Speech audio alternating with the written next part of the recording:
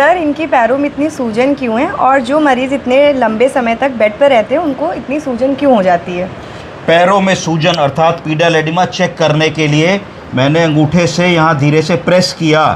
जब मैंने प्रेस किया 10 सेकंड तक और उसको हटाया अंगूठे को, तो मैंने देखा कि बहुत बड़ा गड्ढा पड़ गया है ना, बहुत बड़ा गड्ढा पड़ गया। यहाँ पे मैंने प्रेस किया एड़ी की तरफ, तो मैंने फिर से देखा कि बहुत बड़ा गड्ढा पड़ गया है ना, बहुत बड़ा गड्ढा पड़ गया। तो ये सूजन क्यों है?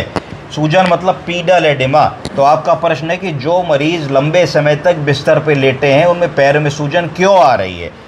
इसको मैं 3-4 तरीके से एक्सप्लेन करना चाहूँगा आपको। पहली चीज़, हमारे पैरों में सूजन क्यों आई? इसका सही आंसर है कि हम लेटे हैं। तो लेटे हैं तो हार्ट ब्लड को पंप कर रहा है, तो आर्टीरियल ब्लड ताकत से पैर की छोटी उंगली तक और सर तक पहुंच रहा है। ये आर्टीरियल ब्लड है।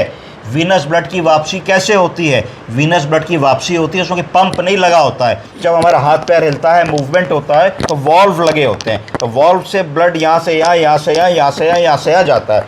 तो इनको पूलिंग ऑफ ब्लड हो सकती है कि हो रही हो कि आर्टीरियल ब्लड तो छोटी उंगली तक आया, क्योंकि बेड रिडन है, चल फिर नहीं रहे हैं, खून की वापसी कैसे होगी? नहीं हो पा रही है। तो लॉ ऑफ ग्रेविटी से जो खून सबसे नीचे आ गया है उसको वापसी जाने में टाइम लग रहा है। क्या कर सकते हैं? सबसे पहला काम कर सकते हैं कि फुट एंड एलिवेशन, हम पैर को उठा सकते हैं। जब हम उठाएंगे तो लॉ ऑफ ग्रेविटी से ये फ्लूइड ड्रेन होने लगेगा। पहला काम कर सकते हैं, ठीक है। हालांकि इनको कॉन्ट्रैक्चर्स बने हैं, पैर बहुत सीधा नहीं हो पाएगा, पर ये कर सकते हैं। दूसरा काम क्या कर सकते हैं कि पैर में क्रेप बैंडेज बांध सकते हैं नीचे से ऊपर। क्रेप बैंडेज बांधने से क्या होगा कि जब आर्टीरियल ब्लड प्रेशर या फ्लो से आएगा तो कहीं ना कहीं अंदर एक ऐसी वेव डेवलप होगी क्रेप बैंडेज के प्रेशर की वजह से कि वीनस ब्लड भी वापस जाएगा।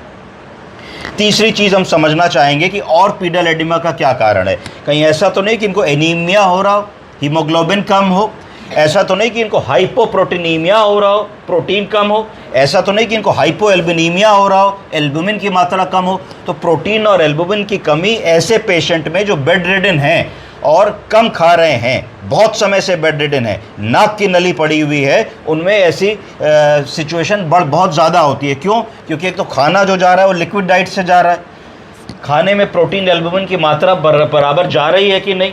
तीसरी चीज़ होती है मेल एब्जॉर्प्शन सिंड्रोम की, जो भी तुम इनको दे रही हो खाना पानी दाना, वो चीज़ एब्जॉर्ब हाथ से हो भी पा रही है कि नहीं हो पा रही है। बहुत बार ऐसा होता है कि प्रॉपर एब्जॉर्प्शन नहीं होता, उसको मेल एब्जॉर्प्शन सिंड्रोम कह देते हैं। तो ये 3 कारण हुए। तो इनमें अगर हम प्रोटीन एल्बुमिन चेक कर लेंगे तो जनरली कम निकलेगा। हो सकता है एल्बुमिन की नॉर्मल वैल्यू 3.5 के ऊपर हो, इनमें 2 ही निकले।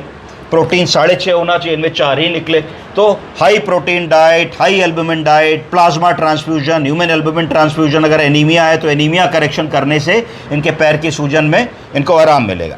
तीसरी चीज़ और दिमाग में आनी चाहिए कि भाई अगर शरीर में कहीं भी सूजन आ रही है तो एक बात ये समझ में आती है कि फ्लूइड रिटेंशन हो रहा है। क्या हो रहा है? Fluid retention. तो कोई ऐसी बीमारी जो फ्लूइड रिटेंशन करती है तो नहीं हो रही है। कहीं ऐसा तो नहीं है कि मरीज़ का यूरिया क्रिएटिनिन बढ़ा हो, यूरीमिया हो रहा हो, एक्यूट रीनल फेलियर हो रहा हो और पानी इकट्ठा होने लगा हो शरीर में। तो क्या हमारे पास यूरिया क्रिएटिनिन की वैल्यू है? उसको भी एक बार देख लेंगे। अगर यूरिया क्रिएटिनिन बढ़ा हुआ है तो दिमाग में जाएगा कि भाई किडनी फंक्शन ड्रॉप हुआ है, इसलिए फ्लूइड रिटेन होना शुरू हुआ है, पैर से रिटेन होना शुरू हुआ है। समझ रहे हैं कि नहीं समझ रहे हैं?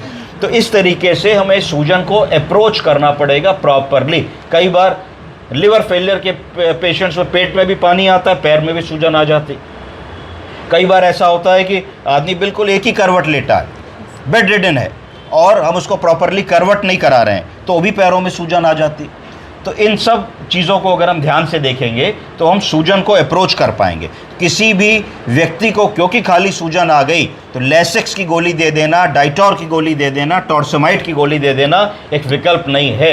ये कई बार आपको नुकसान कर सकता है, क्योंकि गर्मी के दिन है, बेड रिडन पेशेंट है, राइस ट्यूब पे डिपेंडेंट है, तो बहुत संभावना ऐसी हो सकती है कि फर्दर आप उसको डिहाइड्रेट कर दें, और अगर उसमें एक्यूट रीनल फेलियर प्रेसिपिटेट हो रहा है तो और नुकसान कर दें।